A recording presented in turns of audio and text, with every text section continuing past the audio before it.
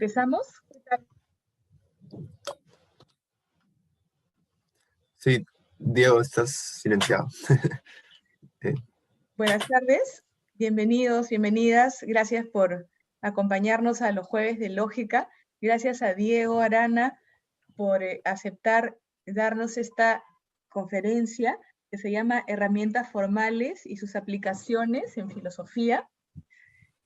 Les presento brevemente a Diego Arana. Diego es estudiante de posgrado en Rutgers University. Él estudió matemáticas en la Pontificia Universidad Católica del Perú y rápidamente fue capturado por las garras de la filosofía. Y entonces es un activo participante del Círculo de Investigación en Filosofía Analítica, miembro muy querido y además muy generoso porque estando muy ocupado ha aceptado darnos esta conferencia. Bienvenido, Diego, y empieza cuando quieras. Muchas gracias por estar aquí. Muchas gracias, Pamela. Sí, más bien a ti. Bueno, lo primero que voy a hacer es compartir mi pantalla para mostrarles las diapositivas. A ver si ustedes pueden ver mi pantalla. ¿Está bien? Bueno, como Pamela dijo, mi curso se va a llamar Herramientas formales y sus aplicaciones en filosofía.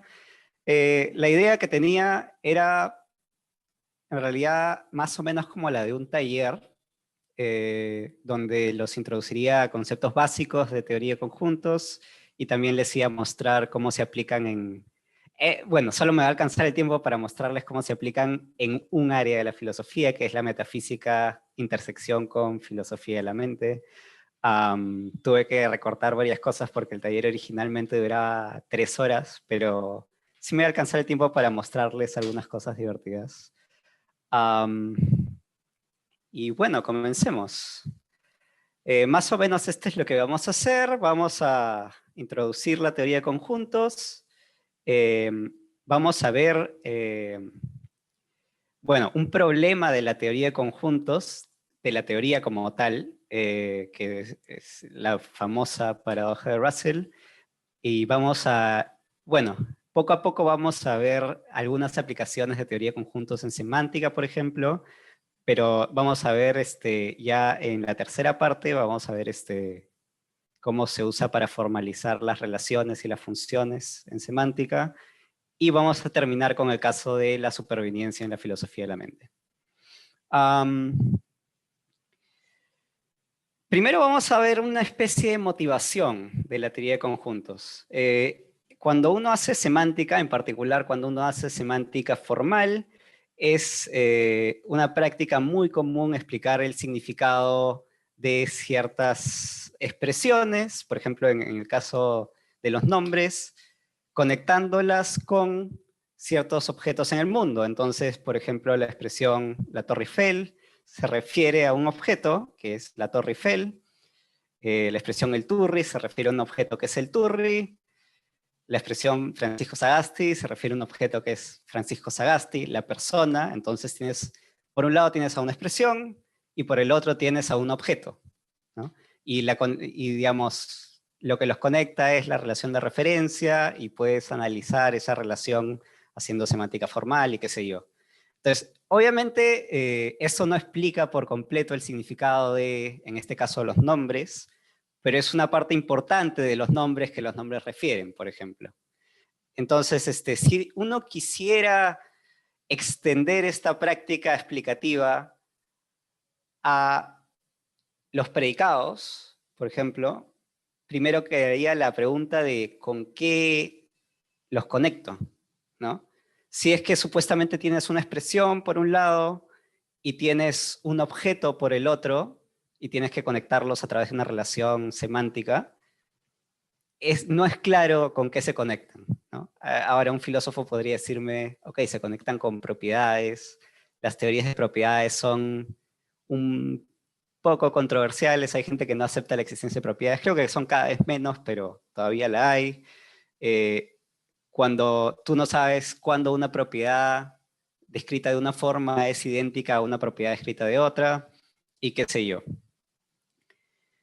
Pero, vamos, prima facie uno puede decir propiedades, y lo que yo respondería es perfecto, si es que estás de acuerdo con algunos compromisos ontológicos y algunos compromisos no ontológicos, sino ideológicos de tu teoría, está bien, pero si no quieres aceptar propiedades, o no quieres por lo menos comprometerte con eso, hay algo que puedes hacer, ¿no?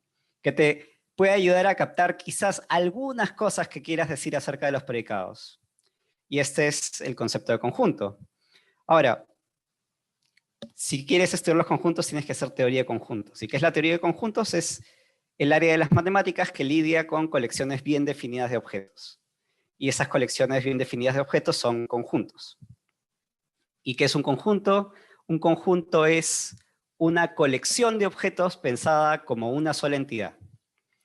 Y los objetos que componen esta colección o esta entidad son llamados elementos del conjunto. Entonces tú puedes armar un conjunto, digamos el conjunto S, y tú puedes elegir el criterio que quieras para agrupar objetos.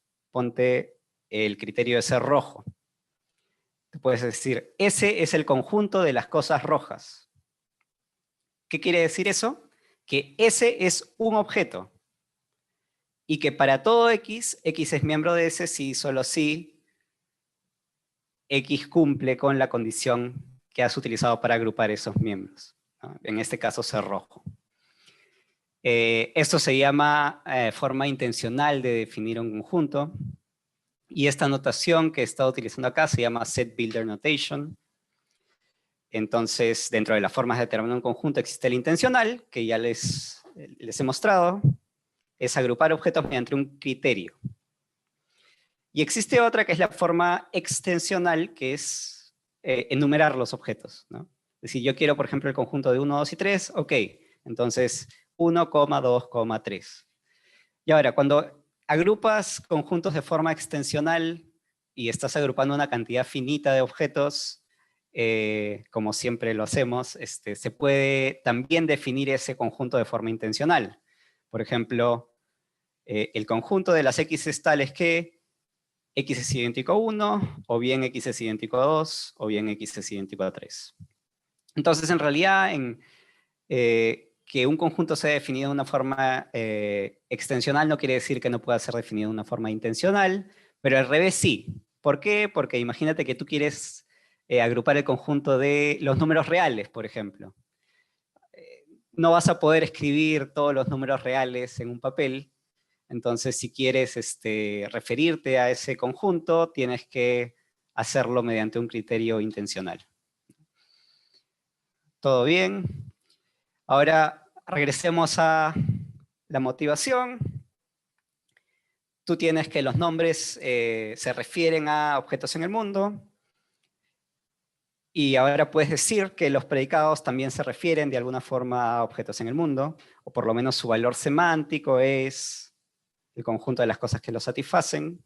Por supuesto, de nuevo, esto no capta todo lo que queremos decir acerca de los predicados, pero capta una parte importante. En particular, codifica información acerca de qué cosas satisfacen los predicados y qué cosas no. Y hay un tema hay una diferencia entre, digamos, las propiedades y los conjuntos como valores semánticos de los predicados, y es la siguiente que voy a decir cuando veamos las relaciones entre conjuntos. Las dos relaciones entre conjuntos más importantes son las siguientes. Primero, la relación de identidad. El conjunto A es idéntico al conjunto B si, solo si A y B tienen exactamente los mismos elementos.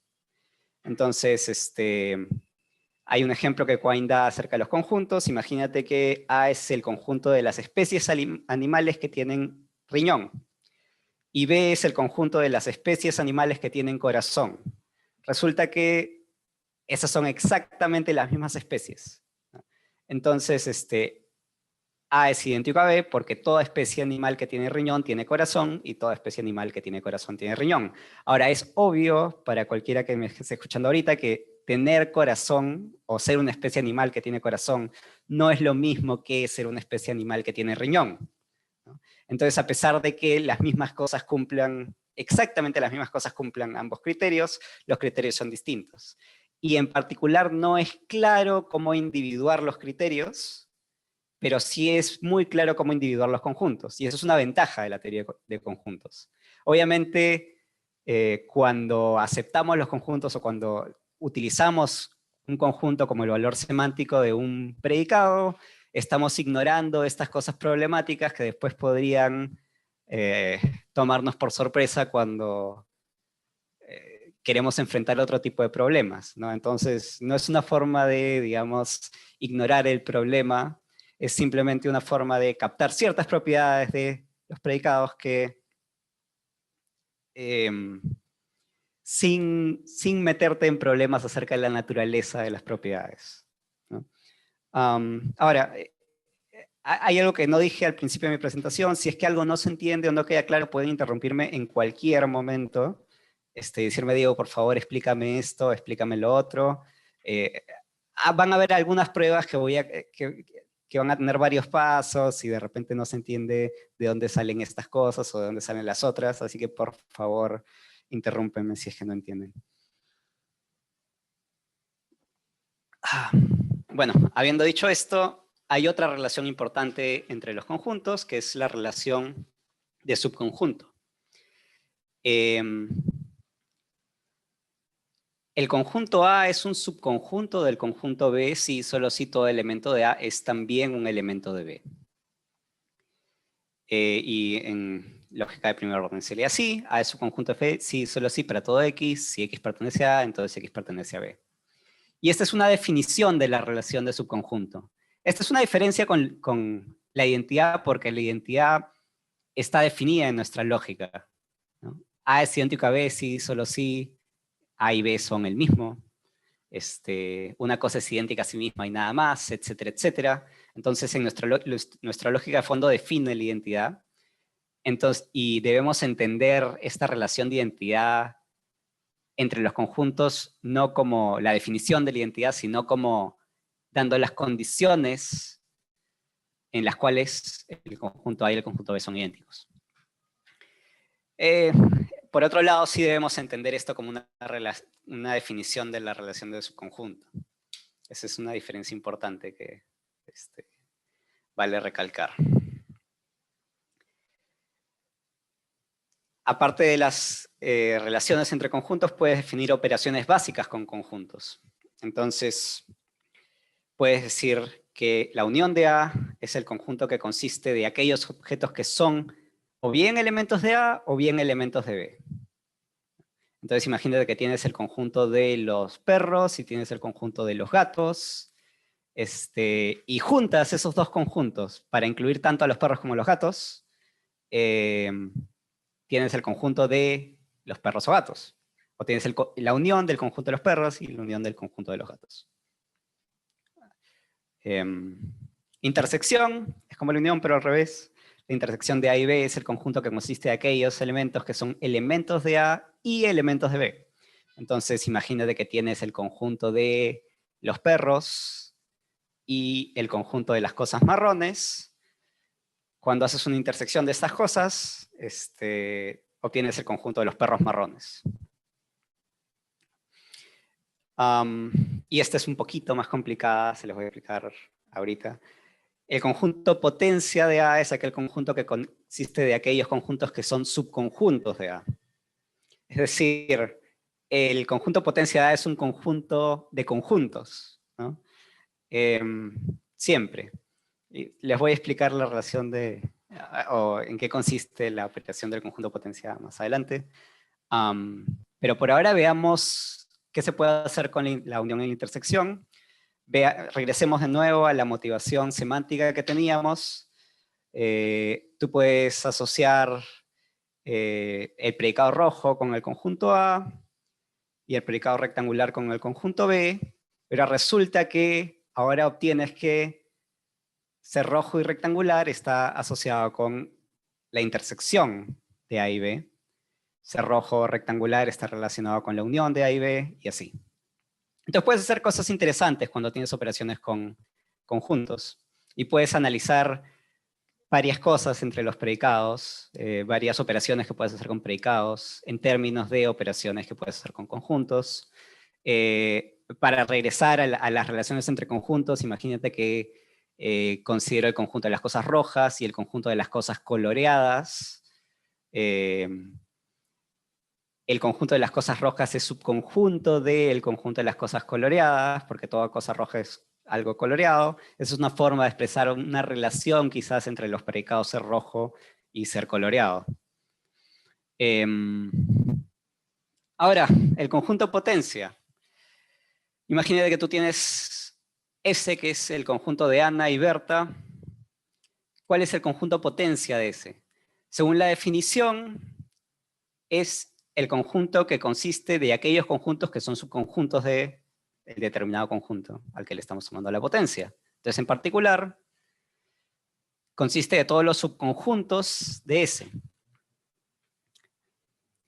¿Qué va a contener? Primero, contiene al conjunto vacío, porque el conjunto vacío es subconjunto de todo.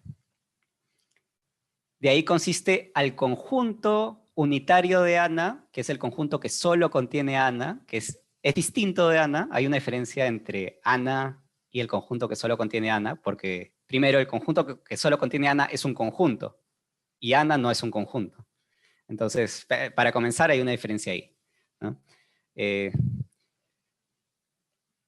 Contiene al conjunto que solo contiene a Berta, y contiene a ese mismo, que es el conjunto que contiene a Ana y contiene a Berta. Ahora, hay algo importante acá, que es que yo he hecho esto, que es la operación del conjunto potencia, para un conjunto de 2 elementos.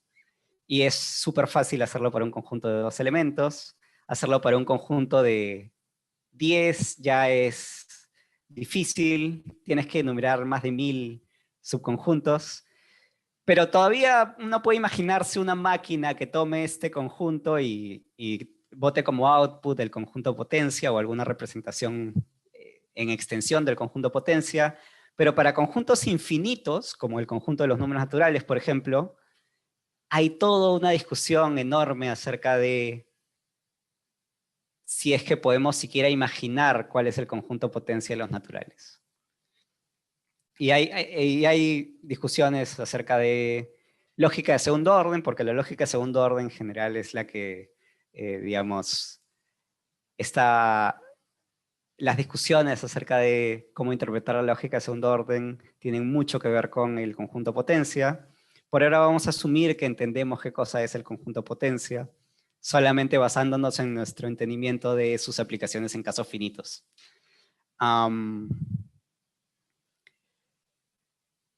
Y bueno, ignorando el problema del conjunto potencia, hay otro problema, que es el problema de la famosa paradoja de Russell.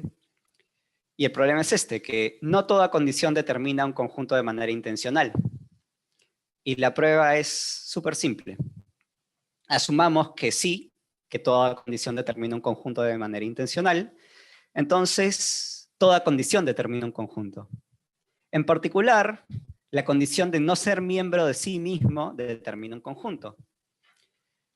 Llamemos a R el conjunto de todas las cosas que no son miembros de sí mismos. Entonces, hay una cosa que se deduce simplemente del tercio excluido, que es o bien R es miembro de sí mismo, o bien no lo es.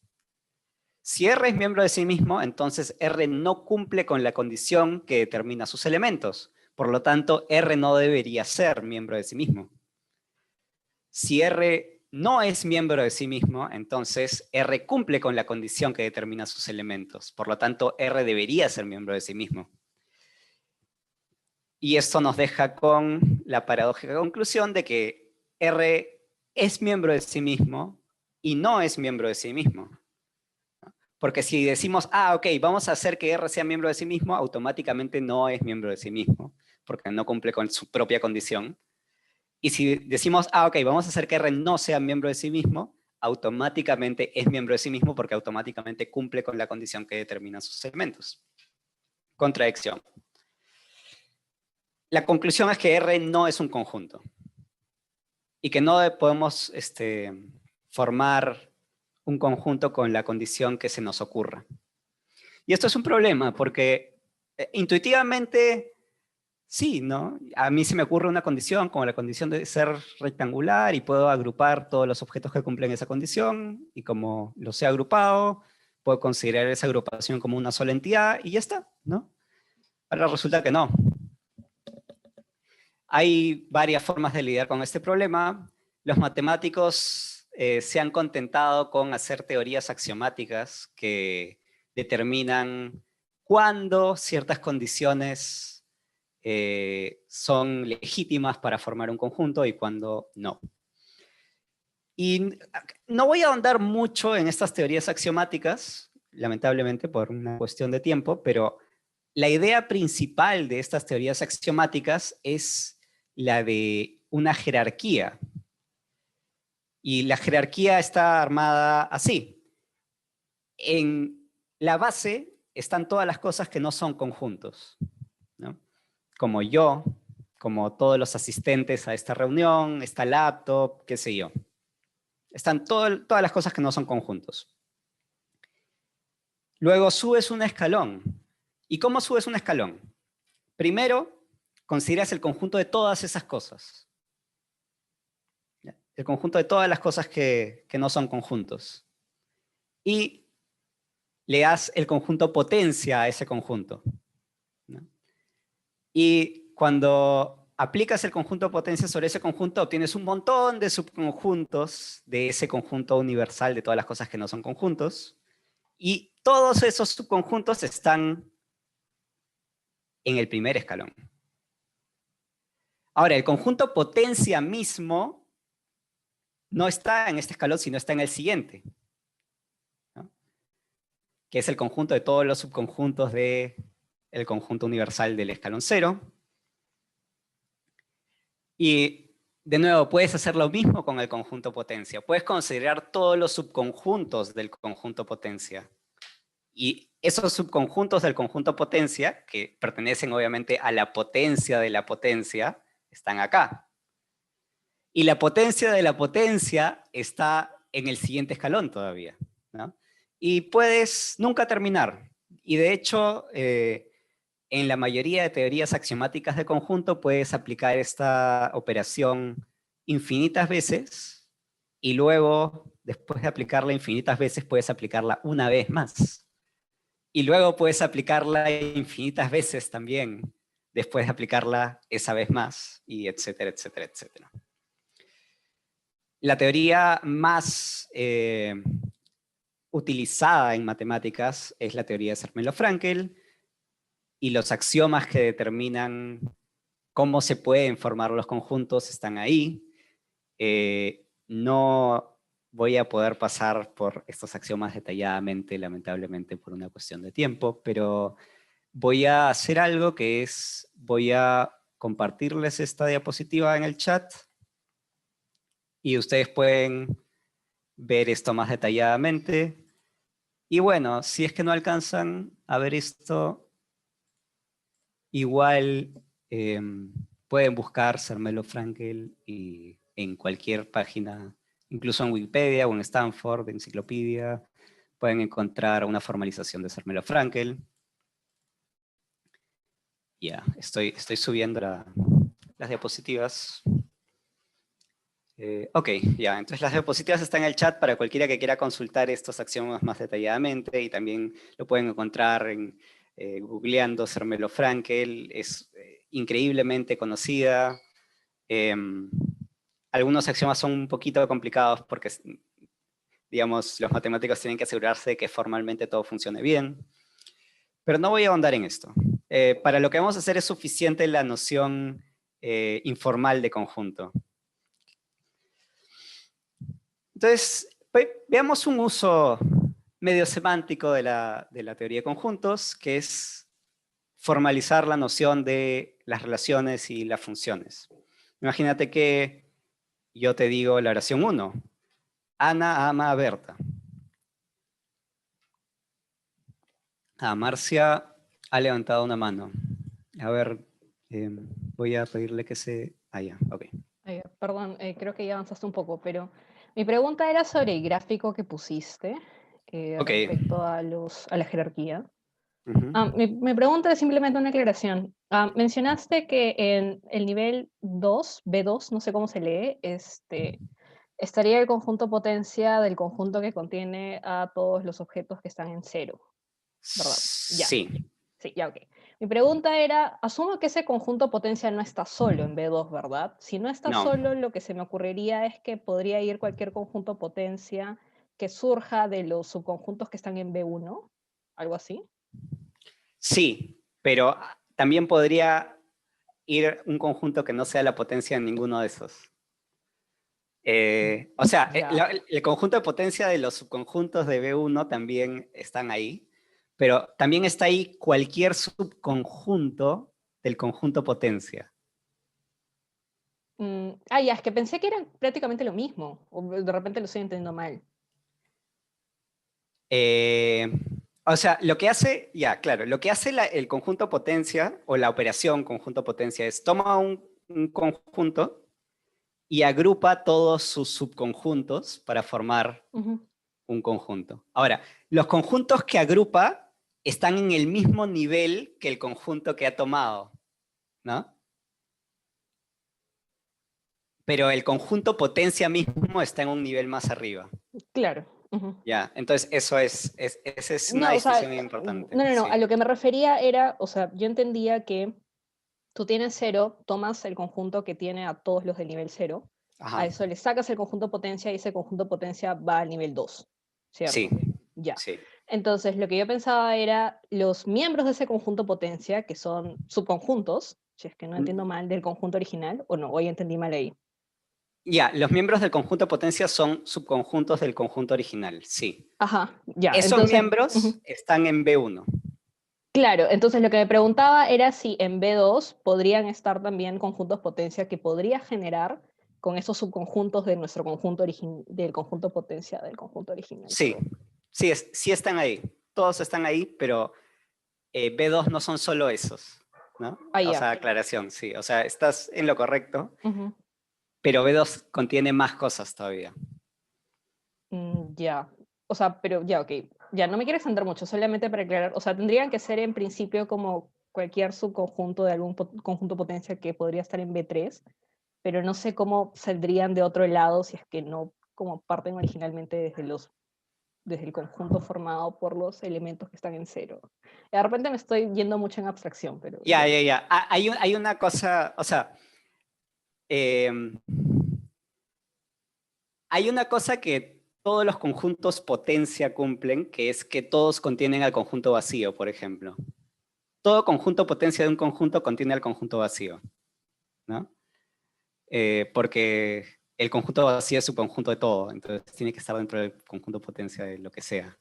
Pero hay conjuntos en B1 y en B2 que no contienen al conjunto vacío, ¿no? Entonces no pueden ser la potencia de nada, ¿no? Solo eso, pero todas las potencias, o sea, por ejemplo, todas las potencias que puedas formar de conjuntos en B1 están en B2, pero B2 no contiene solo eso. Entonces, es una aclaración nomás.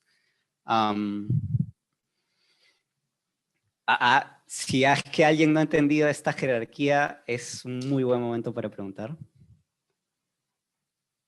Bueno, Marcia ha levantado la mano, no, a ver.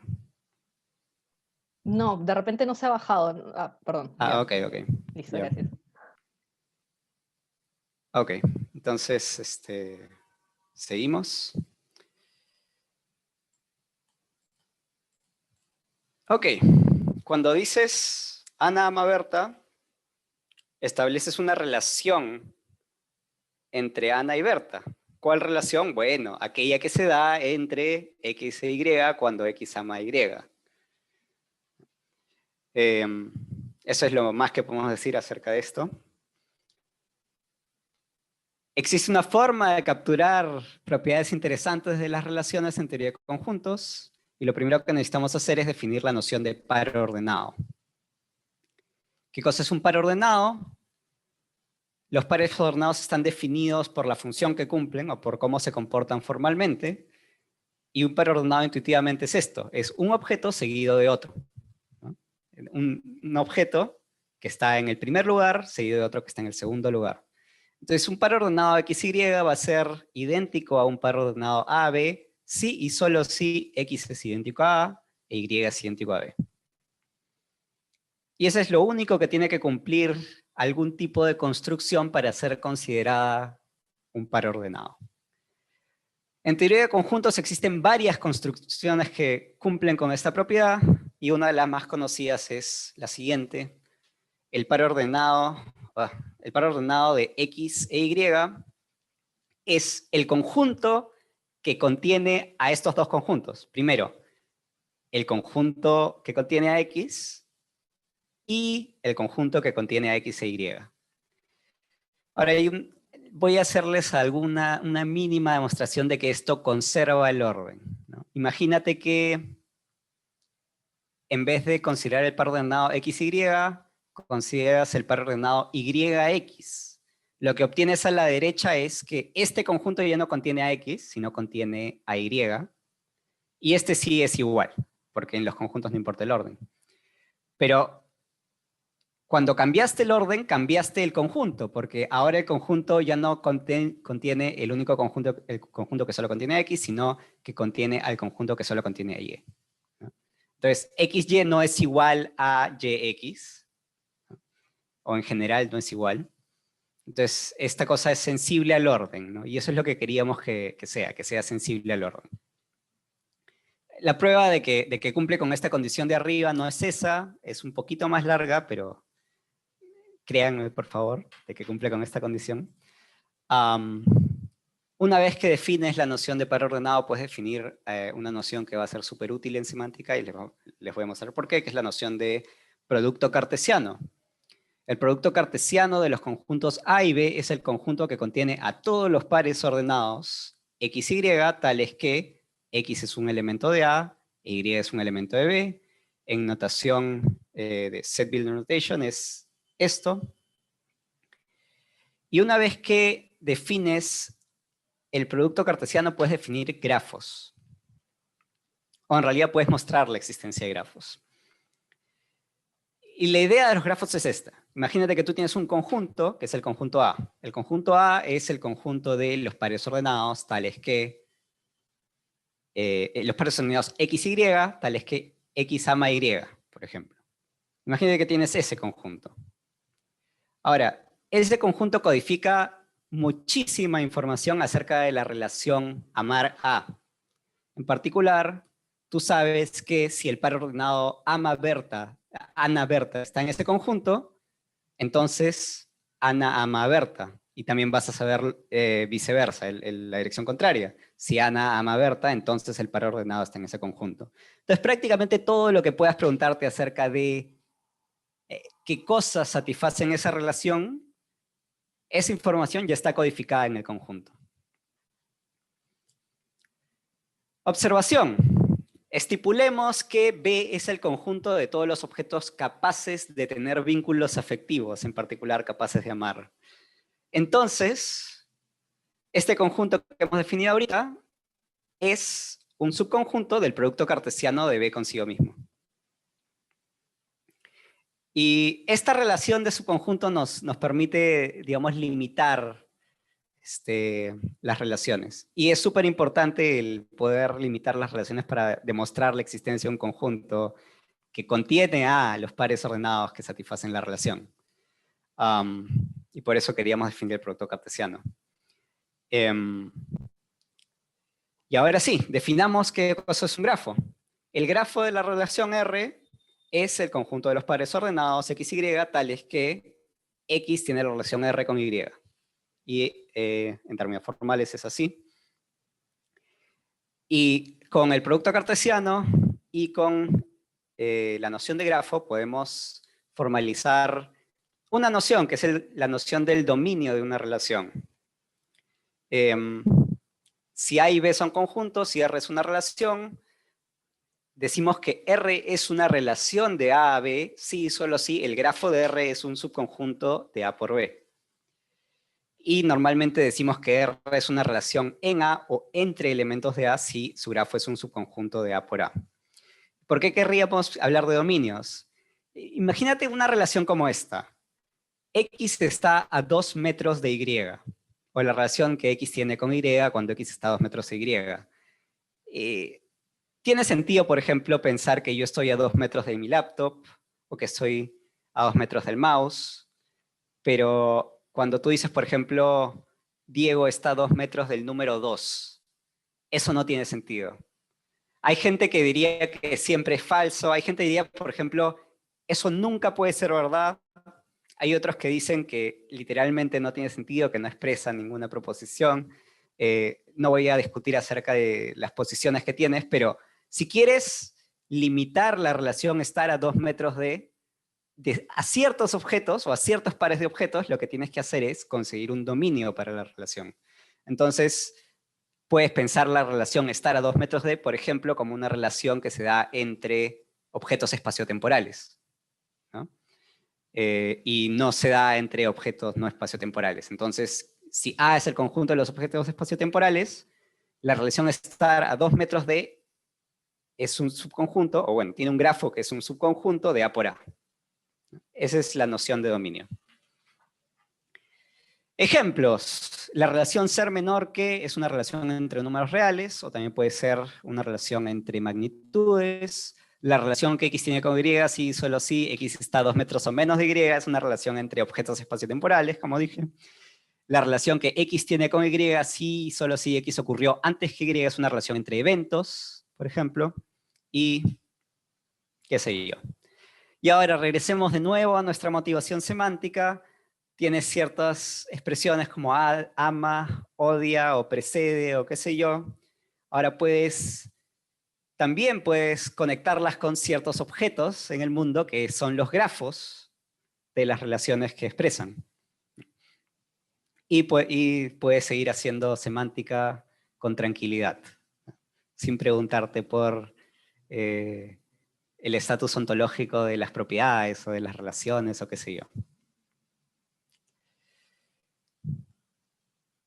Ok, ya tenemos la formalización de las relaciones, que son los grafos. Ahora puedes preguntarte por operaciones entre relaciones, ya que teníamos operaciones entre conjuntos, ¿por qué no operaciones entre relaciones? La composición de la relación R con la relación S es la relación que X tiene con Z cuando existe algún Y tal que X tiene la relación R con Y y Y tiene la relación S con Z. ¿Y cuál es la idea de la composición? Imagínate que Ana ama a Berta y Berta es hermana de Catalina. ¿Ya? Esa obviamente es una relación que tiene Ana con Berta y Berta es también ser hermana es una relación que Berta tiene con Catalina. Ahora, ¿qué relación tiene Ana con Catalina? La relación de amar a una hermana de. ¿Okay? Y ahí lo que has hecho es componer las dos relaciones. Entonces, cuando compones relaciones es como si las pusieses una delante de otra, ¿no? Y en particular te olvidas de lo que está en medio, porque hemos utilizado a Berta como un camotito, digamos, hemos dicho, Ana ama a una hermana de Catalina, ni siquiera sabemos quién es, etc. Hemos, digamos, borrado esa información de estas dos oraciones, ¿no? Y esa es la noción de composición. La relación inversa, esta sí es súper fácil y tiene ciertas construcciones en lenguaje natural también. La relación inversa de R es aquella que se da entre X e Y cuando Y tiene la relación R con X. Entonces, por ejemplo, la relación inversa de amar a es ser amado por o ser amada por, ¿no? La relación inversa de preceder a es ser precedido por, y etcétera, etcétera, ¿no?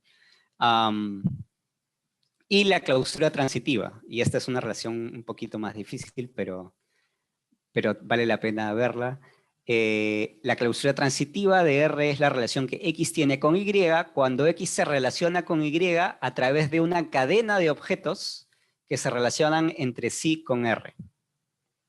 Entonces, X se relaciona con Y a través de la clausura transitiva de R si X se relaciona con X1 a través de R, y X1 con X2 a través de R, y así sucesivamente hasta Xn, y Xn se relaciona con Y a través de R, para algún n y para alguna cantidad de objetos x1, x2 hasta xn, ¿no? Es decir, si hay una cadena finita de pasos con la relación que puedes dar para llegar de un objeto a otro. Ahora, estas nociones que pueden ser definidas en lógica con relaciones y qué sé yo, también tienen su contraparte en los conjuntos. El grafo de R compuesto con el grafo de S es el conjunto de los pares ordenados XZ, tales que el par ordenado XY pertenece al grafo de R y el par ordenado YZ pertenece al grafo de S para algún Y, ¿no? Es decir, hemos tomado la composición, pero en vez de componer las relaciones hemos compuesto los grafos. El grafo inverso de R es simplemente el conjunto de los pares ordenados, pero le has cambiado el orden, ¿no? En vez de poner XY, pones YX. Y la clausura transitiva de R, o la clausura transitiva del grafo de R, es algo bien bonito. Es la unión de lo siguiente. La unión del grafo de R unido con la composición del grafo de R consigo mismo, unido con la composición del grafo de R consigo mismo 3 veces, unido con la composición del grafo de R consigo mismo 4 veces, y bla, bla, bla, bla, bla. Y esto es perfectamente legítimo en teoría de conjuntos. Podemos tomar uniones infinitas. No hay nada que nos los impida, porque al final y al cabo los conjuntos son objetos, ¿no? No hay nada problemático con esto.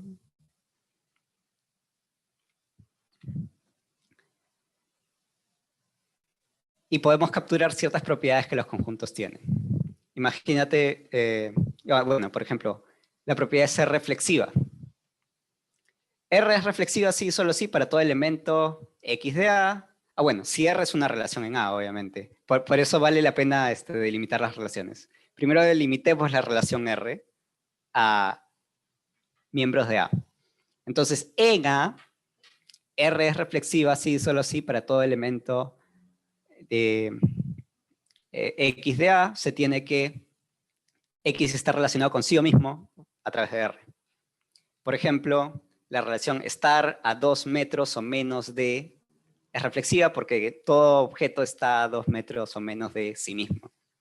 Ahora, aquí sí vale la pena decir que es reflexiva, por ejemplo, en objetos espaciotemporales, porque yo no sé si el número 2 está a 2 metros o menos de sí mismo. Entonces, podemos considerar ciertas propiedades de las relaciones siempre y cuando nos restringamos a ciertos dominios. Una relación es simétrica, sí, solo sí, para todos los elementos X, Y de A. Se tiene que, si X está relacionado con Y a través de R, entonces Y está relacionado con X a través de R. Es decir, si se cumple de un lado, también se cumple de otro. ¿Cómo estoy de tiempo? ¿Me quedan? Todavía comenzaste como 6 y 10, entonces 7 y 10 está bien. Ya, perfecto. Entonces, bueno, una relación simétrica se cumple para ambos lados. La relación misma de estar a 2 metros o menos de es una de estas relaciones. ¿Por qué? Porque si X está a 2 metros o menos de Y, entonces Y está a 2 metros o menos de X, ¿no? Ser antisimétrica. Bueno, una relación R es antisimétrica, pero si para todos los elementos X, Y de A se tiene que X está relacionado con Y, si X está relacionado con Y a través de R, e Y está relacionado con X a través de R, entonces X e Y son exactamente el mismo. Un ejemplo es la relación ser menor igual que en los números naturales. Es antisimétrica. Asimétrica. Y eso me confundía siempre cuando estaba en matemáticas. Una relación antisimétrica y una asimétrica no es lo mismo. R es asimétrica si para todos los elementos X, Y de A se tiene que, si X tiene la relación R con Y, entonces Y no tiene la relación R con X. Es decir, que se cumpla de un lado, digamos, implica que no se cumple del otro. Un ejemplo, tener mayor estatura que. Si X tiene mayor estatura que Y, entonces Y no tiene mayor estatura que X. Okay. Transitiva. R es transitiva, sí, solo sí para todos los elementos X, Y, Z en A se tiene que, si X está relacionado con Y a través de R, e Y está relacionado con Z a través de R, entonces X está relacionado con Z a través de R. Es decir, si se cumple, si algo está a 2 pasos, también está a 1 paso de la relación, más o menos. Ejemplo, X es más grande que Y. Si X es más grande que Y, e Y es más grande que Z, entonces X es más grande que Z. Ok. Ahora, resulta que todas estas cosas que se pueden decir así, informalmente de las relaciones, también tienen una contraparte en teoría de conjuntos, en particular con los grafos. R va a ser reflexiva si el grafo identidad, que es el grafo de todos los pares ordenados que contienen los mismos elementos en el primer y segundo lugar, es subconjunto del grafo de R. R es simétrica si el grafo inverso de R es idéntico al grafo de R. R es antisimétrica si la intersección, perdón, del grafo inverso de R y el grafo de R es la identidad, o es la identidad en A. R es asimétrica si la intersección del grafo inverso de R y el grafo de R es el conjunto vacío. Y R es transitiva si la clausura transitiva del grafo de R es idéntica al grafo de R. Entonces, bueno, ahí se puede jugar con estas propiedades en teoría de conjuntos, y si uno sabe cómo hacerlo, obtiene un montón de consecuencias que por ahora no voy a hablar de ellas, porque tengo que todavía cubrir el caso. Bueno, tengo que cubrir las funciones y ahí tengo que cubrir el caso.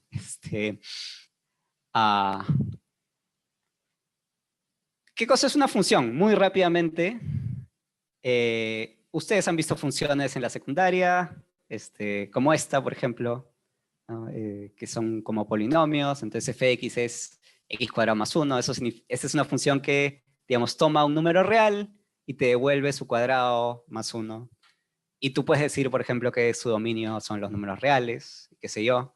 Quizás esta función no la hayan visto, la función que toma un Homo sapiens o una Homo sapiens y te devuelve a la madre de esa persona o de ese Homo sapiens. Esa también es una función. En particular, una función puede ser vista como un caso especial de una relación. Es decir, esta función es un caso especial de una relación. Es la relación que relaciona a cada número real con su cuadrado más 1. Y esta es la relación que relaciona a cada Homo sapiens con su madre. O al menos no es la relación, pero es el grafo de esa relación.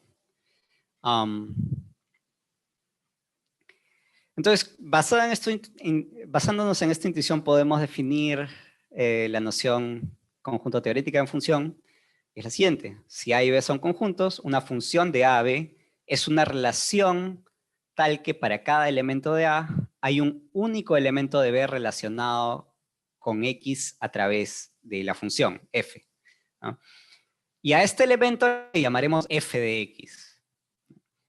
Y esta notación se utiliza para decir que f es una función de A a B.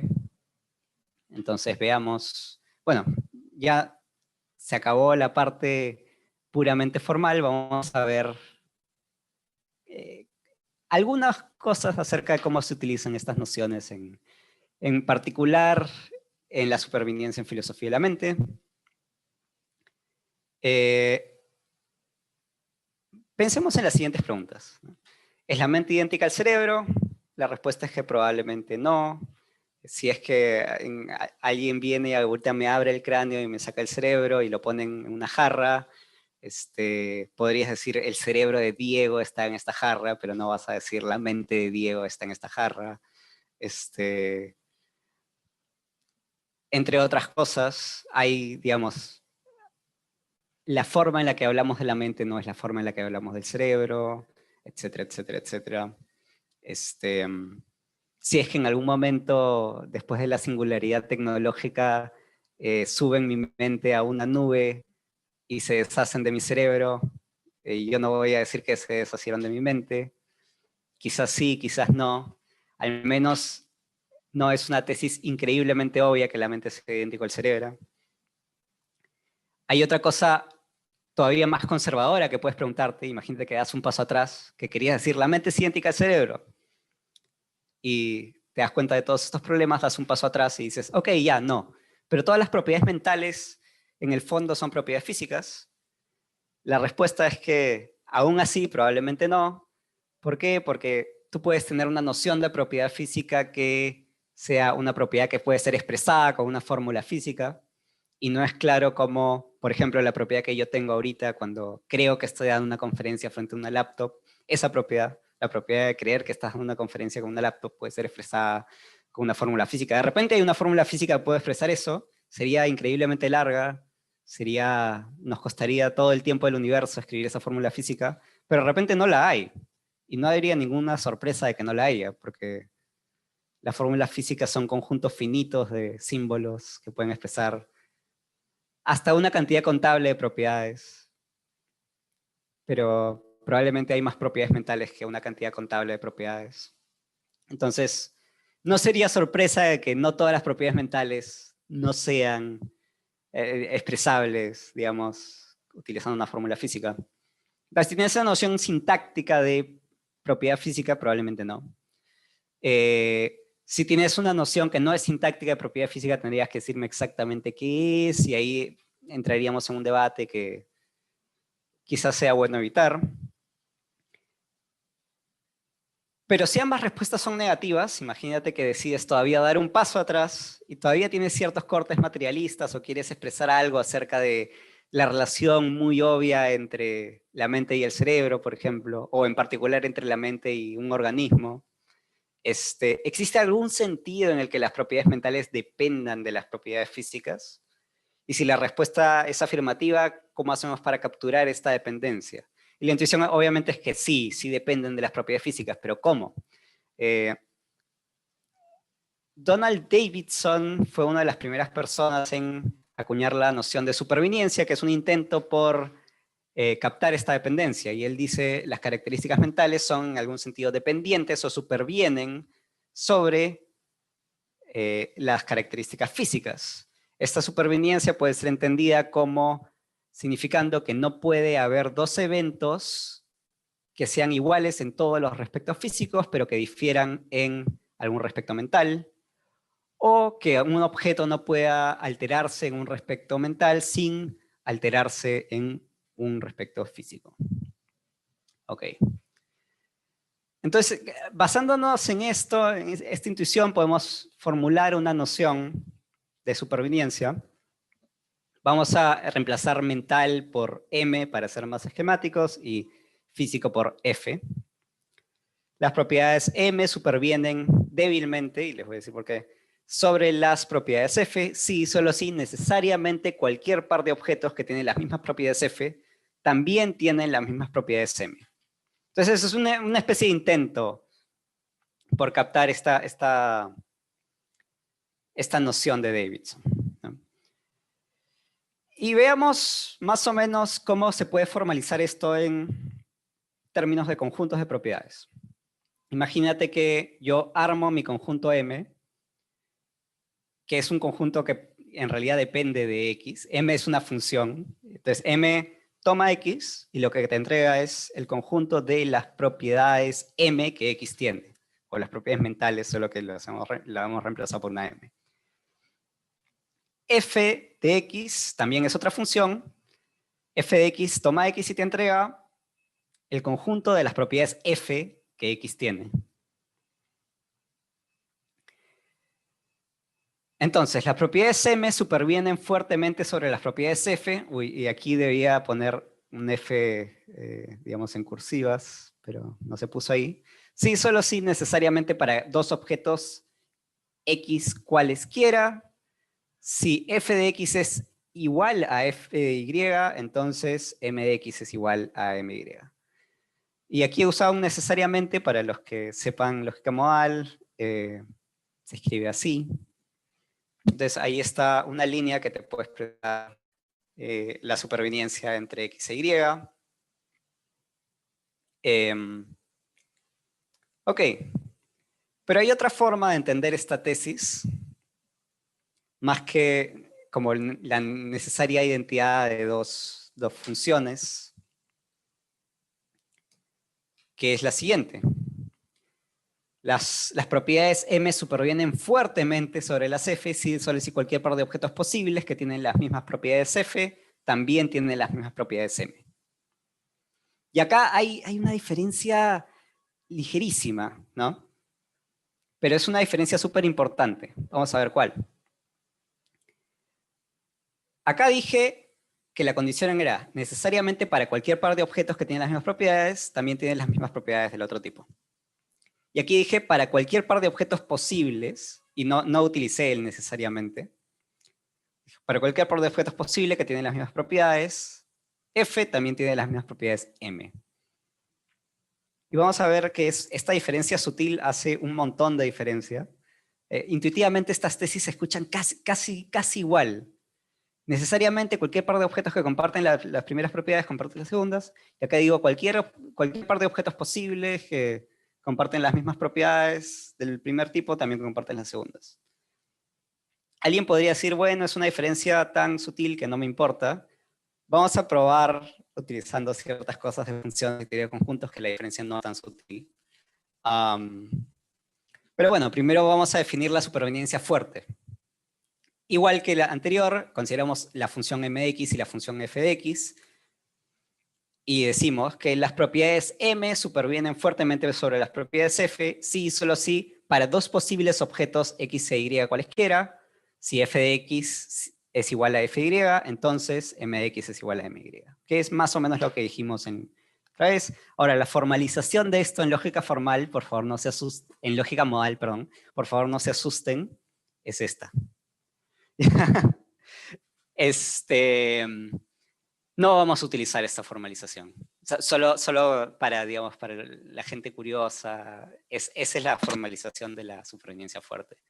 Vamos a utilizar esto de acá, digamos, la definición informal que utiliza M y F y teoría de conjuntos.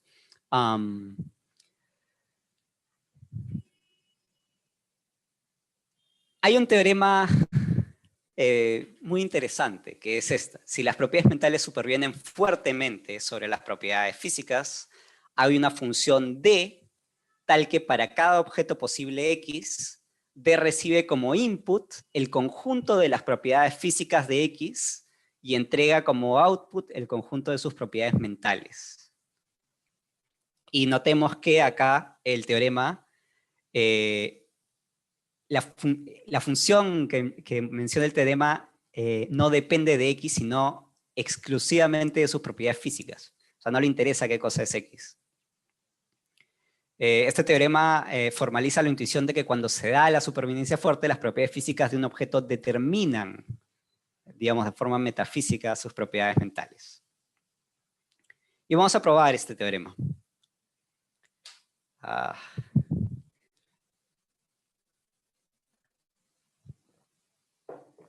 Ok. Supongamos que las propiedades mentales supervienen fuertemente sobre las físicas. Aquí faltó un fuertemente. Bueno, supervienen fuertemente sobre las físicas. Y definamos el siguiente grafo. Y este grafo es el grafo de los pares ordenados, que en su primer elemento contienen f de x y en su segundo elemento contienen m de x. Ahora, f de x es el conjunto de las propiedades físicas de x, m de x es el conjunto de las propiedades mentales de x. Este par ordenado es un par ordenado que en cada uno de sus lugares contiene conjuntos. Y para cualquier objeto posible. Ok. 2. Sea A un objeto posible arbitrario, entonces el conjunto, el par ordenado que contiene sus propiedades físicas en un lado y sus propiedades mentales en el otro, está en el grafo. Asumamos que hay otro conjunto en el grafo, que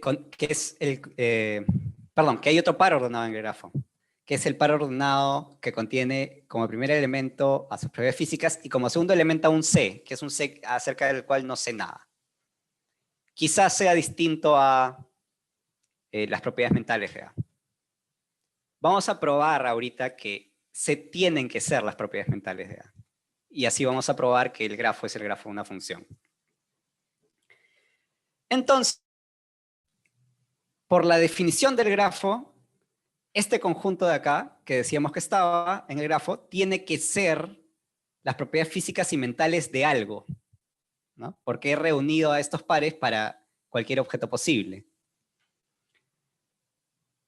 Entonces, por el criterio de identidad de pares ordenados, las propiedades físicas de A son idénticas a las propiedades físicas de B, y C es idéntico a las propiedades mentales de B.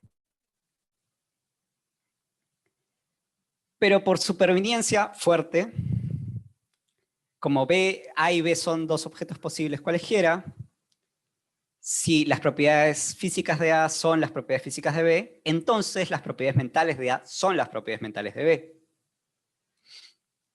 Por lo tanto, como sabíamos que C era idéntico a las propiedades mentales de B, C también tiene que ser idéntico a las propiedades mentales de A. Ok, como C es arbitrario, esto prueba que el grafo relaciona a las propiedades físicas de A solamente con las propiedades mentales de A. Porque hemos asumido que, o bueno, hemos postulado un C cualquiera, hemos asumido que f de AC es parte del grafo y hemos concluido que C solo puede ser las propiedades mentales de A. Ok. Entonces esta función, este grafo es el grafo de una función. Llamemos a la función determinada por este grafo D. Entonces, D aplicado a las propiedades físicas de X da como output las propiedades mentales de X para todo posible X. Ok. ¿Por qué? Por definición del grafo, ¿no? Ahora, alguien diría, bueno, ya, perfecto. Me has probado que existe una función que toma cualquier objeto posible, o no toma cualquier objeto posible, perdón. Toma las propiedades físicas de cualquier objeto posible y te entrega sus propiedades mentales. Ok. ¿Y qué sigue de esto? Bueno, observemos algo. Esto no se cumple para la superveniencia débil. Entonces, hay un voy a dar un contraejemplo de que no se cumple para la superveniencia débil. Consideremos dos objetos, A y B, con exactamente las mismas propiedades físicas, pero distintas propiedades mentales.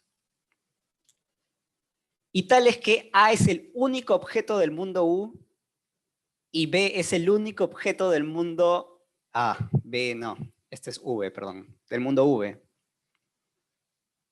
Estipulemos que U y V son los dos únicos mundos de nuestro modelo.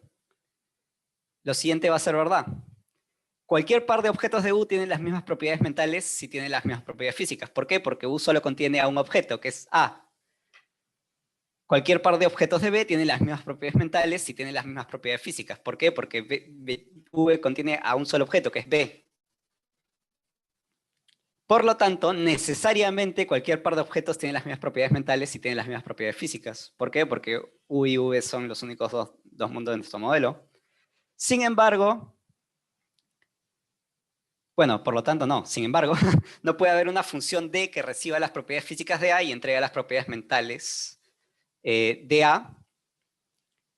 Y también haga lo mismo con B. ¿Por qué? Porque las propiedades físicas de A y las de B son exactamente las mismas y las propiedades mentales de A y B son distintas. Entonces no puede haber una sola función que haga eso. Entonces, bueno, hay una cosa para lo que nos ha servido esto. Esta notación de funciones y relaciones y grafos, que es para, de alguna forma, medir qué tanto más fuerte es una formulación que la otra.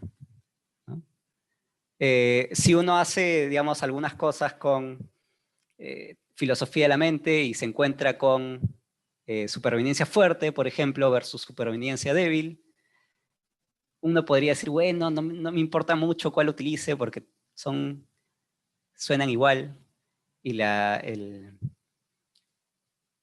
conclusión de este argumento es que, a pesar de que suenen muy parecido, las consecuencias de una son totalmente distintas de las consecuencias de otra. En particular, en la supervivencia débil no hay una dependencia metafísica de las propiedades físicas, perdón, de las propiedades mentales hacia las físicas, ¿no? Puede ser un tema accidental o qué sé yo. Entonces yo en realidad no, cuando comencé a estudiar filosofía de la mente, a mí me sonaban demasiado parecidas estas cosas. Y me resulta que no. Resulta que son considerablemente distintas. Y si es que la supervivencia débil, por ejemplo, basta para un tipo de tesis que quieras defender, probablemente hazlo con la débil, no lo hagas con la fuerte. Si es que quieres probar algo, digamos, eres súper fisicalista y quieres probar algún tipo de supervivencia, tienes que probar la fuerte. O tú, digamos, sería mejor que pruebes la fuerte y no la débil, ¿no? Entonces, saber estas diferencias ayuda cuando haces filosofía. Y digamos, estas herramientas formales que hemos visto son aplicadas para distinguir entre tesis que suenan muy parecido, pero que cuando lo piensas un poquito no son nada parecidas, ¿no? Y bueno, ya no me va a alcanzar el tiempo para...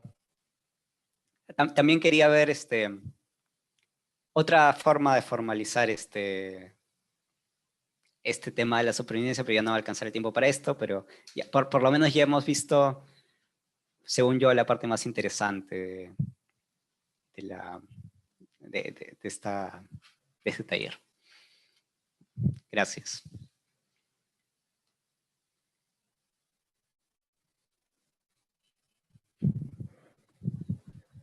Gracias, Diego. Ha sido una charla muy interesante. Y bueno, entonces abrimos el paso a preguntas o comentarios. Como es costumbre, pueden levantar la mano virtual y en relación a eso vamos ordenando las preguntas que se tengan al respecto.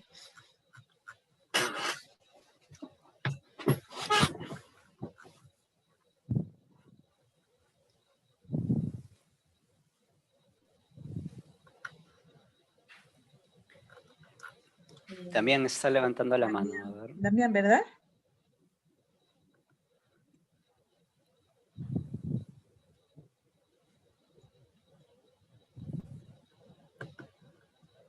Sí, tienes que desmutearte, me parece.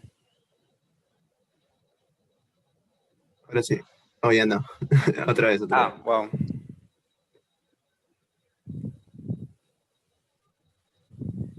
¿Ahí? Sí.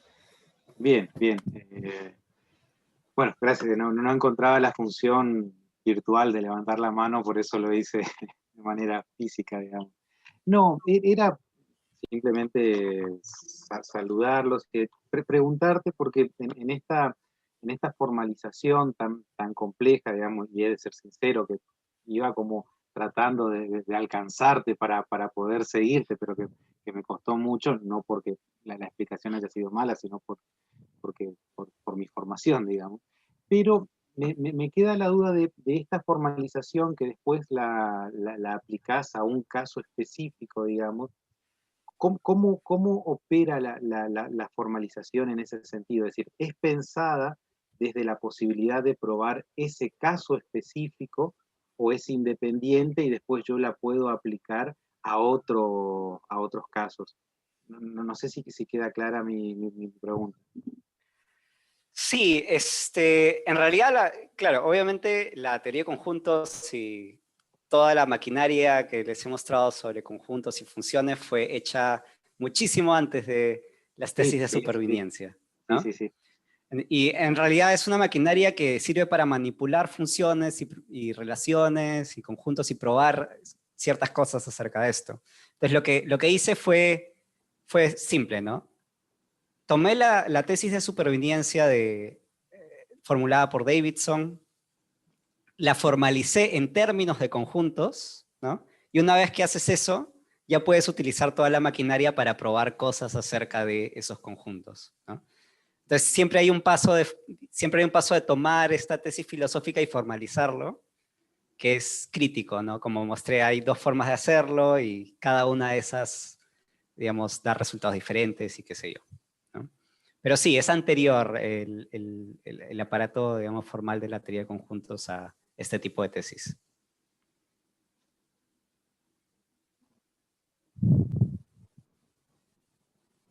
¿Alguna otra pregunta, comentario, pedido para Diego?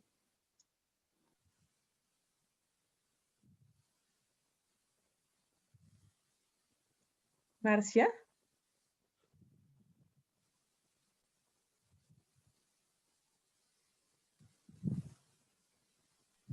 Ya, gracias. Sí, es un pedido. Si es que, no sé, no tienen más preguntas o intervenciones, le quería pedir si es que podía terminar con lo que faltaba, pero sí. No sé cuánto tiempo tengo. Tienes. Creo que Sí. no. El tiempo es de Ah, Alá. perfecto. Sí, dale. Ya, ok. Si todo el mundo está de acuerdo, no veo a nadie objetando, entonces continuemos. Bueno, como hemos probado que la supervivencia fuerte es más interesante en algún sentido que la supervivencia débil, hay que formalizar algo acerca de la supervivencia fuerte. La supervivencia fuerte puede ser vista también en términos de equivalencias, ¿no? Habiendo definido las funciones f y m, podemos definir la noción de equivalencia física y equivalencia mental. Los objetos posibles x y y son físicamente equivalentes si solo si f de x es igual a f y. Entonces vamos a decir que f x y, o sea, x y son físicamente equivalentes si solo si esto sea. Los objetos X y Y son mentalmente equivalentes si aquí debería haber una M, lamentablemente no existe, si MX es igual a MY. Y esta es la definición. Ahora, si las propiedades mentales supervienen fuertemente sobre las físicas, entonces hay una forma de expresar eso de forma increíblemente corta, que es esta de acá, que es el grafo de la equivalencia física, el subconjunto del grafo de la equivalencia mental. Así de corto. Vamos a probar esto. Perdón, esto, ya, bueno. Vamos a probar esta relación de subconjunto. Asumamos que las propiedades mentales supervienen sobre las físicas, ¿ya? Fuertemente también. Sean A y B dos objetos posibles, tales que el par ordenado AB está en el grafo de equivalencia física. Entonces A y B son físicamente equivalentes, porque ese es el grafo de equivalencia física. Esto quiere decir que las propiedades físicas de A el conjunto de las propiedades físicas es exactamente el mismo que el conjunto de las propiedades físicas de B. Pero las propiedades mentales supervienen sobre las físicas. Por lo tanto, el conjunto de las propiedades mentales de A es el conjunto de las propiedades mentales de B. Por supervivencia, entonces A y B son mentalmente equivalentes por la definición de equivalencia mental. Por lo tanto, el par ordenado A y B es elemento del grafo de la equivalencia mental. Y como A y B son arbitrarios, esto muestra que el grafo de la equivalencia física es subconjunto del grafo de la equivalencia mental. Y bueno, también puedes correr la prueba en la otra dirección, no hay nada que te lo impida. Deberíamos correr la prueba en las dos direcciones. Imagínate que el grafo de equivalencia física es subconjunto del grafo de equivalencia mental, por lo tanto, y bueno, imagínate que hay un grafo, que hay algo, hay dos objetos posibles que son físicamente equivalentes. Como son físicamente equivalentes, son miembros del grafo de la equivalencia física, pero como el grafo de la equivalencia física es subconjunto, también son miembros del grafo de la equivalencia mental, por lo tanto, los dos objetos son mentalmente equivalentes, y se da la supervivencia, porque hemos asumido también dos objetos cualquiera. Entonces, esta es una forma bastante corta de expresar esta tesis tan complicada que era la supervivencia. Es simplemente una relación teniendo un grafo que es subconjunto de otra relación, ¿no? Ahora, de nuevo, tú puedes utilizar las propiedades del subconjunto para probar, por ejemplo, cosas interesantes, ¿no? Resulta que la relación de subconjunto es transitiva. Entonces, automáticamente obtienes que la relación supervivencia es transitiva, ¿no? Resulta que la relación subconjunto es antisimétrica. Entonces, automáticamente obtienes que la relación de supervivencia fuerte es antisimétrica.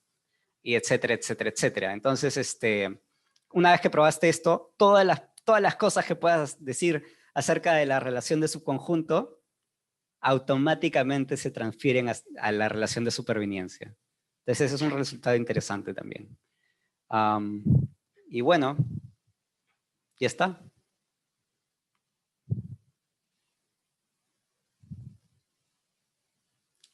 Barturén.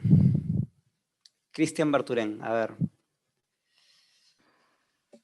Hola, ¿qué tal? ¿Me escuchan? ¿Qué tal? ¿Qué tal, Diego? Gracias. Diego, estaba pensando, así como has demostrado que se puede utilizar este aparato matemático para aclarar la diferencia entre supervivencia fuerte y débil, pero en lógica proposicional o cuantificacional hay limitaciones, digamos, que de estos sistemas formales que no logran capturar por completo el sentido de lo que se dice en el lenguaje natural. Estaba pensando en que así como has ofrecido este ejemplo, que más bien sí es un ejemplo de aclaración, o sea, este aparato formal sí te permite distinguir claramente estas dos tesis, que son sutil, pero digamos significativamente diferentes, en cuáles son las limitaciones que has encontrado en particular con respecto a este sistema matemático, o sea, qué cosas respecto a algún problema filosófico crees que no puede capturar, porque en este caso es útil, pero quizás en otros no tanto, ¿no? A mí ese problema siempre me ha parecido interesante, pero digamos, no, me gustaría saber si es que se te viene a la mente algún caso en especial, ¿no? Bueno, primero, lo más obvio que es cuando agarras una propiedad y consideras su valor semántico como el conjunto de las cosas que lo satisface, tienes un gran problema que es que esa propiedad puede cambiar, otras cosas podrían haberlo satisfecho que actualmente no lo satisfacen y esa información no la capta el conjunto de las cosas que lo satisface. Entonces, tienes que hacer un montón de cosas para captar ese tipo de dependencia modal, ¿no? En particular, el valor semántico, por ejemplo, tiene que ser una función de mundos posibles a extensiones, o una función de mundos posibles al conjunto de las cosas que lo satisfacen en ese mundo. Una serie de cosas. Entonces, eso es lo más obvio.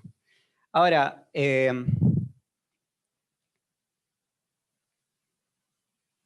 resulta también que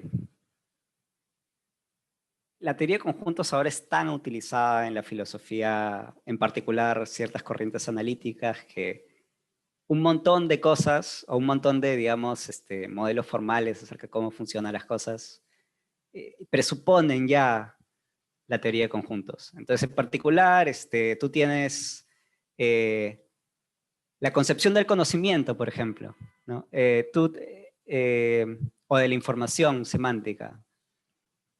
Tú consideras una oración como la nieve es blanca, y la información semántica que transmite eso es el conjunto de mundos posibles en los cuales la nieve es blanca. Entonces ahí tienes un conjunto primero. Hay ciertas limitaciones también, porque es obvio que eso no es lo que... Tú podrías saber que la nieve es blanca y también podrías saber que la nieve es blanca y 2 más 2 es 4. Resulta que determina exactamente el mismo conjunto de mundos posibles.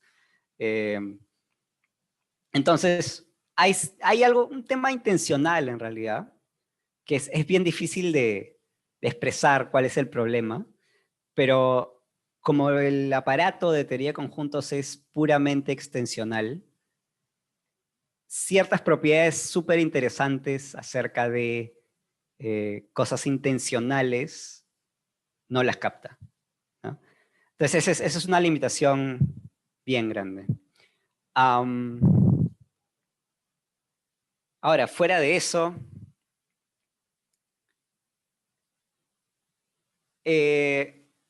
como te digo, y creo que eso lo dije al comienzo, la lógica de segundo orden tiene todo un problema con esto de acá, con la noción de conjunto potencia. Y de hecho, hay gente que dudan siquiera de que esta función, que es la función de conjunto potencia, siquiera esté bien determinada por nuestro lenguaje o por nuestro uso de esta noción. Porque acá es súper fácil de entender. Probablemente si te limitas a conjuntos finitos, la noción de conjunto potencia está perfectamente bien determinada. El problema es cuando consideras conjuntos infinitos. Y ahí sí es como toda una discusión acerca de si podemos entender en qué consiste el conjunto potencia de un conjunto infinito. Y es más, hay pruebas de que no importa lo que digamos, nunca vamos a expresar una fórmula que capte perfectamente qué quiere decir o qué función es la función del conjunto potencia. Es una prueba, bueno, súper complicada, pero existe. Y se basa en esto, ¿no? Hay tantas fórmulas que podemos producir como números naturales. Ahora, el conjunto potencia de los naturales tiene más elementos que la cantidad de números naturales que hay. Entonces, claramente, a cada fórmula no le corresponde un conjunto, sino que hay más conjuntos que fórmulas que podríamos utilizar para expresarlos. También ciertos temas aritméticos, imagínate que tú quieres entender la aritmética, ¿no? Se ha probado que para entender la aritmética tienes que entender el conjunto potencia de los números naturales. Es más, la lógica de segundo orden, que presupone un entendimiento del conjunto potencia de los naturales, se ha probado que puede determinar perfectamente cómo son los números naturales. Obviamente, presuponer que entendemos el conjunto potencia no es lo mismo que entenderlo. Y también se ha probado que si no entendemos el conjunto potencia de los números naturales, entonces no podemos determinar perfectamente la estructura de los números naturales. Pero ahora, esta es una discusión matemática súper complicada y forma parte de filosofía de las matemáticas, pero en principio hay un problema con esto. Hay un problema con la noción de conjunto potencia. Y es muy aparte de los problemas que tienen con la intencionalidad, ¿no? Entonces, son dos cosas ahí, ¿no? Y también hay un problema de cómo nuestras mentes finitas pueden entender cosas infinitas en la teoría de conjuntos, que como he mostrado, aquí puedes seguir hasta el infinito y más allá, ¿no? Hay un problema epistemológico de esta estructura es tan vasta y contiene tanto detalle estructural que es bien difícil pensar que nuestras mentes finitas pueden entenderla, ¿no? Entonces, hay un problema ahí epistemológico en filosofía y las matemáticas y la teoría de conjuntos no responde a esto, solo presupone que entendemos, digamos, qué es eso. Y cuando topas con una situación en la cual es problemático si entendemos esto o no, ahí digamos, te chocas de cara con el problema, ¿no? Entonces, en filosofía y las matemáticas produce un problema para la intencionalidad y qué sé yo. Entonces, por supuesto, esto no está libre de este tipo de problemas filosóficos que podríamos tener. Bueno. ¿Hay alguna otra consulta?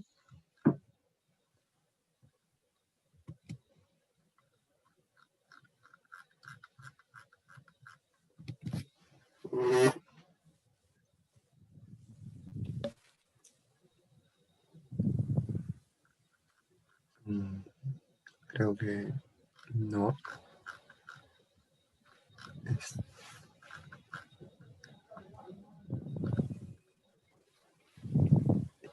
Bueno, voy a aprovechar mi rol de moderador para preguntarte algo, en realidad, muy pequeño. Estaba pensando en esta presentación o aplicación de teoría de conjuntos al análisis sobre superveniencia y la cuestión acerca de la identidad mente-cerebro. Creo que ya lo anticipaste un poco en la respuesta, Cristian, pero digamos, ¿qué pasaría si alguien que tiene intuiciones fisicalistas responde que simplemente se está desplazando la fuente del problema en relación a la respuesta que diste, de que el fisicalista tendría que darte esa formulación que parece más o menos imposible, porque es una formulación muy demandante acerca de una propiedad física que pueda capturar, no sé, la experiencia mía perceptual de ver azul o que me siento de determinada manera, ¿no? O cualquier tipo de estado mental o ocurrencia de estado mental que puede ser demasiado compleja, ¿no? Para poder captarlo bajo una sintaxis tan larga, ¿no? Entonces, ¿qué tal si el fiscalista como respuesta a eso diría, no, simplemente estás desplazando el problema, ese es un problema para quien quiere verlo esto bajo el análisis formal, pero en realidad nosotros nos debemos interesar en cuáles son los avances que nos va a proveer no lo sé, una física ideal o en última instancia, o más específico, una neurociencia ideal en el futuro cercano. ¿Qué tal si qué podría responderse desde defensores de un análisis formal de este tipo de problemas filosóficos a este tipo de fisicalista recalcitrante con respecto a que estamos desplazando y no deberíamos como centrarnos mucho en esto otro? A ver, tú te referías a esto que dije acá, ¿no? Es decir, las Sí, propiedades mentales son un subconjunto de las propiedades claro, físicas. ese tipo de preguntas, claro. Claro. Ya, imagínate que alguien insiste en esto, que no quiere ceder esta tesis, ¿no? Porque yo cedí estas dos, ¿no? Dije, bueno, no, o por lo menos vamos a dar 2 pasos atrás y comencé con este análisis de acá. Pero imagínate que alguien no quiere ceder esta, ¿no? Que las propiedades mentales son un subconjunto de las propiedades físicas. Lo primero que preguntaría es, ok, ¿cuál es tu noción de propiedad física? ¿Es una propiedad formulable en la física ideal, por ejemplo? Y si es una propiedad formulable en la física ideal, eso significa que, bueno, imagínate que existe el lenguaje de la física ideal, que es un lenguaje interpretado. Es una propiedad que corresponde a alguna fórmula del lenguaje de la física ideal. Ya, si esa es tu noción de propiedad, entonces te voy a decir por qué es muy poco probable de que exista esta propiedad física. Porque hay solo una cantidad contable de oraciones en el lenguaje de la física ideal, pero sin embargo, propiedades mentales pueden haber una cantidad incontable de ellas. Y porque no hay, digamos,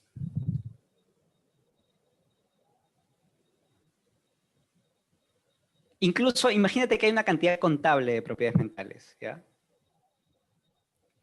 Imagínate, podría ser. Incluso si se da la superveniencia fuerte,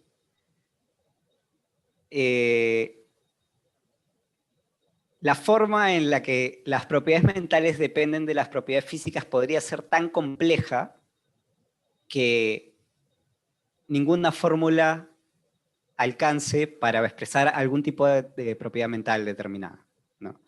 Esa sería mi respuesta. Que tu tesis acerca de que todas las propiedades mentales son propiedades físicas, primero, si es que la formulas en términos sintácticos, en términos del lenguaje de la física ideal, estás asumiendo que algún tipo de coincidencia extrema se da, ¿no? Y yo no creo que esa coincidencia extrema se dé. En particular, hay un montón de condiciones, si quieres, en el espacio lógico, incluso condiciones en el espacio lógico de los mundos físicamente posibles que el lenguaje de la física no puede expresar, ¿no? Y si esa condición es que yo tenga algún tipo de propiedad mental, que yo tenga algún tipo de propiedad mental resulta ser una de esas condiciones, entonces, para decirlo de alguna forma, está frito, ¿no?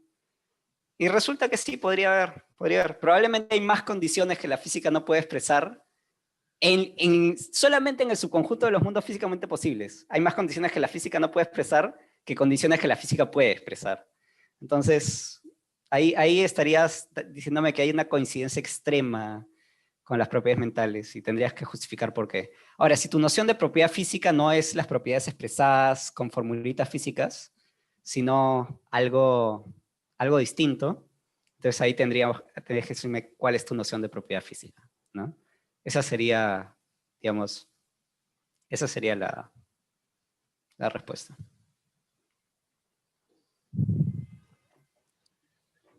Gracias, Diego. ¿Alguna pregunta más?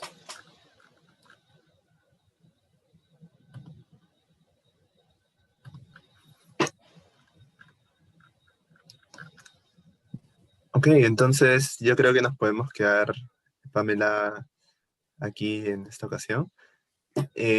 Muchas gracias, Diego, por la charla. Ha estado muy interesante, muy bacán. Gracias por invitarme, más bien. Dale. Gracias a ti. Ha sido súper creativa, súper original, súper potente. Gracias.